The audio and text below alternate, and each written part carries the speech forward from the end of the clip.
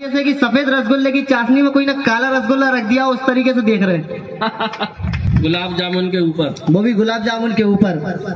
अभी दीपक भाई मुझे बैक स्टेज ले गए और मुझसे कहने लगे कि कैलाश भाई आज का कार्यक्रम जबरदस्त होना चाहिए, ऐसी कविता पढ़ो कि पब्लिक को बांध दो, पब्लिक भगना नहीं चाहिए। उसके लिए तुम चाहे चीखो, चाहे चिल्लाओ, चाहे गरियाओ, जो लगे वो करो, लेकिन पब्लिक नहीं भगना चाहिए, पब्लिक को बांध के रखो। मैंने कहा यार दीपक भाई भोपाली आदमी हो और इतनी सी समस्या का हल नहीं कर सकते। मैंने कहा यार दीपक भाई इसका छोटा सा हल है। मैंने कहा एक ऐलान करवा दो, जो सबसे आखिरी तक बैठेगा वो 50,000 रुपए लेकर जाएगा। कहने लगा यार तुझे तो खुद 500 रुपए पूरे नहीं मिल रहा, तू कहां से 50,000 रुपए देगा। मैंने कहा यार दीपक भाई फिर छोटी सी समस्या, इसका भी एक निवारण है। मैंने कहा एक ऐलान और करवा दो, जो शुरू के 10 उठ के जाएंगे 5-5 हजार उनसे लिए जाएंगे। बहुत बढ़िया। अब 50,000 जीतने के चक्कर में आखिरी वाला भी नहीं जाएगा और 5,000 देने के चक्कर में शुरू के 10 भी नहीं भाग पाएंगे, और इन दोनों के चक्कर में बीच वाले पिस के रह जाएंगे। अब ये भोपाली चेचे साहब के सामने खड़ा हुआ है, हालांकि मैं हूँ ललितपुर का, लेकिन मेरी पैदाइश मेरी रहवाइश सब भोपाल की है, तो मैं अपने आप को भोपाली समझता हूँ। और भोपाली आदमियों की क्या खासियत है ये आप भी अच्छी तरीके से जानते हैं कि भोपाली आदमी किस चीज में आगे होता है। एक तो सबसे ज्यादा हम लोग बातें करने में आगे हैं, हमसे ज्यादा बातें करने वाला कहीं और का व्यक्ति हो नहीं सकता। इतनी बातें करते हैं और हमारा कॉन्फिडेंस लेवल भी इतना हाई है कि हम अपनी बातें मनवा के भी छोड़ते हैं। यदि कोई हमसे 2 मिनट बैठ के बात कर ले तो 1 घंटे बाद यही कहता हुआ उठता है कि अभिषेक बच्चन का बाप अमिताभ नहीं है, धर्मेंद्र है। ये हम लोग का कॉन्फिडेंस लेवल है कि हम अपनी बातें मनवा देते हैं। और एक भोपाली आदमी की एक और खासियत है, यदि कोई बाहर का व्यक्ति किसी भोपाली व्यक्ति से पता पूछ ले तो भगवान की कसम वो आदमी उसे घर छोड़ना बाकी रह जाता है, लेकिन उसको बता सब कुछ देता है, उसके अगले उसके पिछले सबको बता देता है। तो बनवारी क्या जा रहे हो? ये वही बनवारी है ना जिनकी पत्नी पिछले हफ्ते भाग गई। भगवान की कसम सामने वाला माथा पीटने के लिए दीवार ढूंढता है, किस दीवार पे सिर मारूं, मैंने किससे पता पूछ लिया। लेकिन बहुत सीधे सच्चे और भोले भाले लोग हैं हम लोग, कुछ छुपाते नहीं है, उसके बाद भी हम पीछा नहीं छोड़ते, फिर पूरी बताते हैं कि ये वही बनवारी है जिनका लड़का पिछले 6 महीने से अंदर है छेड़खानी के केस में। कसम खा लेता ऊपर वाले की अगली बार भोपाल नहीं आऊंगा, और आऊंगा तो किसी रेन बेसारे में रात गुजार के चला जाऊंगा, लेकिन किसी से पता नहीं पूछूंगा। बहुत बढ़िया। ये भोपाली लोग हैं। अच्छा भोपाली बच्चे और भी खतरनाक। एक भोपाली बच्चे के पेपर में लिखने को आया कि बेटा करुण रस का उदाहरण लिख। बेटा लिखकर आ गया कि मुझे पीने का शौक नहीं, पीता हूँ दम भुलाने को। हाँ। ये उसके लिए करुण रस का उदाहरण है। अच्छा एक बच्चे ने तो और भी ज्यादा अति कर दी, वो पेपर में लिखकर वो उसके मास्टर ने उससे पूछ लिया कि बेटा ये आकर्षण बल क्या होता है। अब वो जो बेटा था वो किसी श्रृंगार रस की कवि की औलाद निकला। अब वो अपने तरीके से उत्तर देता है कि जब किसी कन्या द्वारा किसी पुरुष को अपनी ओर आकर्षित किया जाता है तब उन दोनों के मध्य लगने वाला बल आकर्षण बल कहलाता है। बहुत बढ़िया। अच्छा मास्टर माथा पीट के रह गया कि भगवान कसम इतना अमोद ज्ञान इस बालक में भरा कहां से, क्या नहीं लाया। अच्छा उसकी जिज्ञासा जागी कि इसके अंदर 1-2 होती, इसका ज्ञान और ततोलू में एक और दाग दिया सवाल कि बेटा ये प्रतिकर्षण बल क्या होता है। तो प्रतिकर्षण बल के लिए वो बेटा बताता है कि जब किसी कन्या द्वारा किसी पुरुष को अपनी ओर आकर्षित किया जाता है तब उन दोनों के मध्य लगने वाला बल आकर्षण बल कहलाता है। लेकिन जब इसी आकर्षण बल की मात्रा और अधिक बढ़ जाती है तब वो पुरुष उस कन्या की ओर खिंचा चला जाता है। तत्पश्चात उसी कन्या द्वारा किसी बाहरी दबाव के चलते उस पुरुष पर बाहुबल का प्रयोग कर दिया जाता है। तब वो व्यक्ति उस अपने स्थान से विचलित होकर पुनः उस दिशा में गमन कर जाता है जिस दिशा से वो आया होता है, और इस अवस्था में लगने वाला बल प्रतिकर्षण बल कहलाता है। बहुत बढ़िया। दीपक भाई बैठे हुए हैं, आप लोग को शायद पता ना हो, पहले छोले पे रहा करते थे ये। एक बार इनकी वहां पर जमकर लड़ाई हो गई अपने पड़ोसी से, पड़ोसी ने इनमें 2-3 धर दिए, लेकिन भाई कभी आदमी भोपाली शांत रहे, शांत मन से कुछ उत्तर नहीं दिया। बस इनने एक छोटा सा काम किया कि पड़ोसी के गाड़ी का नंबर अपनी गाड़ी में चिपकाया और भोपाल के 10-25 चक्कर लगाया है। अब आप सोच रहे होंगे पड़ोसी के गाड़ी का नंबर अपनी गाड़ी में लगा के भोपाल के चक्कर काटने से कौन सा बदला हो गया। तो मैं आपको बता दूं भाई साहब, भोपाल के चौराहों पे कैमरे लगे हुए हैं, आप सिग्नल तोड़ो फोटो खींचती है और चालान सीधा घर पहुंचता है। भाई साहब ने पड़ोसी के गाड़ी का नंबर अपनी गाड़ी पे चिपका के और भोपाल के 10-25 चक्कर लगा दिए। उसके बाद भाई साहब अपने घर, चालान पड़ोसी के घर। भगवान की कसम इस आदमी ने पड़ोसी का मकान बिकवा के बदला लिया अपना। लेकिन भाई साहब जिसका मकान बिकवाया वो भी तो भोपाली था, उसको भी कहीं से भनक लग गई। उसने भी भाई साहब की गाड़ी का नंबर अपनी गाड़ी में चिपकाया। इनने 10-25 चक्कर लगाए थे, वो 40-50 लगाया। उसके बाद सुनाए आजकल दीपक भाई अयोध्या नगर में रह रहे हैं। बहुत बढ़िया, गजब, बहुत बढ़िया। आप लोगों ने देखा होगा हमारे देश में बड़े बड़े कवियों ने, बड़े बड़े साहित्यकारों ने, बड़े बड़े कलमकारों ने शराब का वर्णन बहुत जबरदस्त तरीके से किया है। शराब को अमृत सरीखा सा बता दिया है। शराब मिलने का वो स्थान, वो कलहारी, वो ठेका, वो मधुशाला, मंदिर मस्जिद से ज्यादा महान बता दिया उसे। लेकिन इन दोनों को महान बनाने के चक्कर में अपनी दोनों किडनियां खराब करके घर बार बेचने वाले उस शराबी के बारे में आज तक किसी ने 2 ढंग की पंक्तियां भी नहीं लिखी। लेकिन मेरे मन में वो बात रह गई साहब, तो मैंने उस शराबी के लिए 2 पंक्तियां लिखी हैं कायदे की कि हमारे यहाँ का एक शराबी नाम नथू लाल, अच्छा हट्टा मुस्टंडा, लगता बड़ा कमाल। हमारा यहाँ का एक शराबी नाम नथू लाल, अच्छा हट्टा मुस्टंडा, लगता बड़ा कमाल। वो जब तक जिया खूब दबा के पिया, वो जब तक जिया खूब दबा के पिया, और खूब उसने पी और खूब उसने लोगों को पिलाया। लेकिन साहब जब तक जिंदा रहा देसी पी अंग्रेजी को हाथ तक नहीं लगाया। जब तक जिंदा रहा देसी पी अंग्रेजी को हाथ तक नहीं लगाया। वो मंदिर गया, वो मस्जिद गया, वो 15 अगस्त, वो 26 जनवरी भी मनाता था। वो दारू के नशे में तिरंगा तो लहरा दे, मगर राष्ट्रगान बड़ी शिद्दत से गाता था। और जहां तराने बजे वतन के वहां मदहोश हो झूम जाता था। अरे था तो वो दीवाना वतन का यारों, मगर क्या करना शराबी कहलाता था। चुनाव का टाइम था, मैं नेताजी के बाजू में खड़ा हुआ था। सामने से एक अर्थी जा रही थी।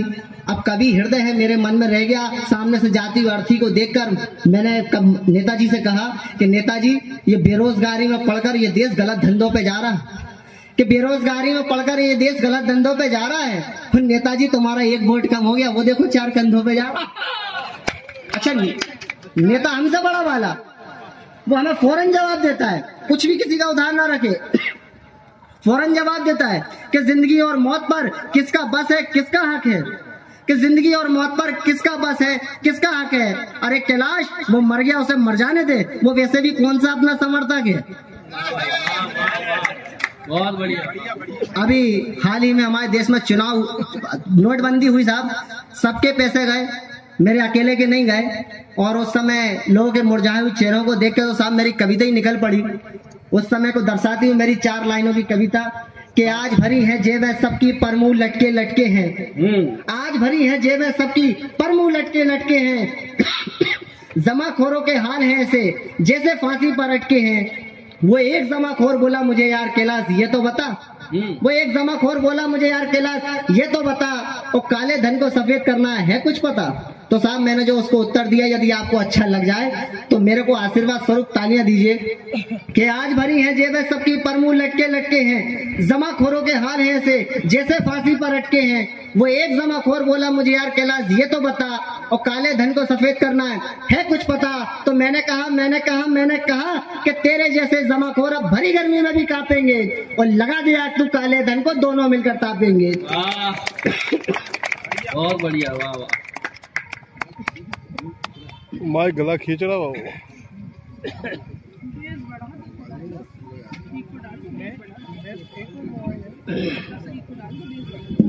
वो एक नेता एक दिन हमारी अस्पताल में आया, वो एक नेता एक दिन हमारी अस्पताल में आया और आकर हमसे अपना इलाज कराया। वो एक नेता एक दिन हमारी अस्पताल में आया और आकर हमसे अपना इलाज कराया। बोला यार डॉक्टर साहब ऐसा क्या हो गया जो कुछ टुच्चे भी आजकल हमारी राजनीति धो रहे हैं। डॉक्टर साहब ऐसा क्या हो गया जो कुछ टुच्चे भी आजकल हमारी राजनीति धो रहे हैं। मैंने कहा यार नेताजी आपकी रिपोर्ट में आया है कि आपके अंदर भ्रष्टाचार की राजनीति के कीड़े धीरे धीरे कम हो रहे हैं। आपके अंदर भ्रष्टाचार की राजनीति के कीड़े धीरे धीरे कम हो रहे हैं, लेकिन आप घबराइए नहीं, हम आपका इलाज जरूर कर जाएंगे। लेकिन आप घबराइए नहीं, हम आपका इलाज जरूर कर जाएंगे।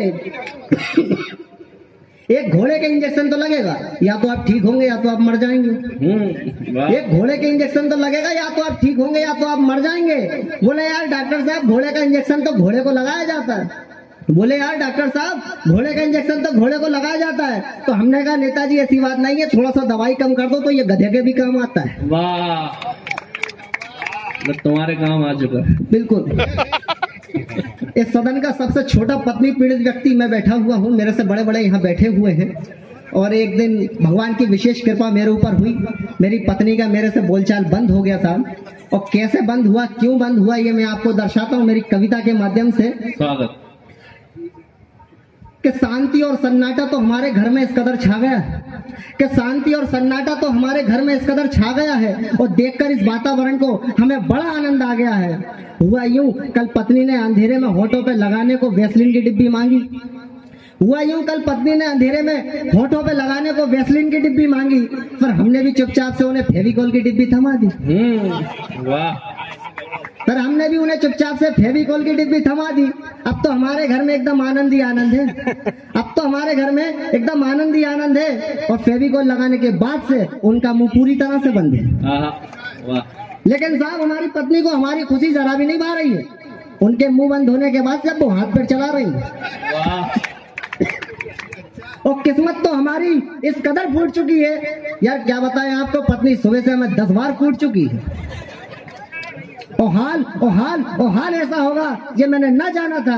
अरे इस तरह चुप रहने से अच्छा तो उनका मुंह चलाना था। हाय हाय। वाह।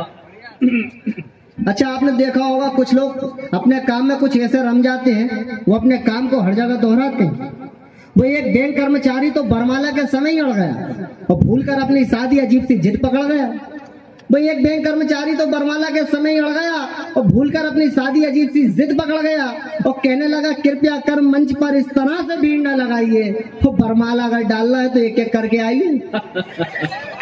कृपया कर मंच पर इस तरह से भीड़ न लगाइए और बरमाला अगर डालना है तो एक एक करके आइए।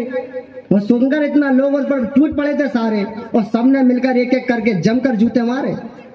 और वो एक पुलिस वाले ने तो इतनी ज्यादा अति करी, जब तक 50 का लिया नहीं मांग नहीं भरी। बढ़िया। और एक वो ट्रैफिक हवलदार तो अपनी शादी में सारी सीमाएं लागने लगा, सुहाग रात में पत्नी के बीमे के साथ फिटनेस सर्टिफिकेट मांगने लगा। वाह भाई वाह। और जब तक उस पत्नी ने उस पति को सौंपा नहीं दिया, भगवान की कसम उसने भी उसे कमरे में घुसने का मौका नहीं दिया।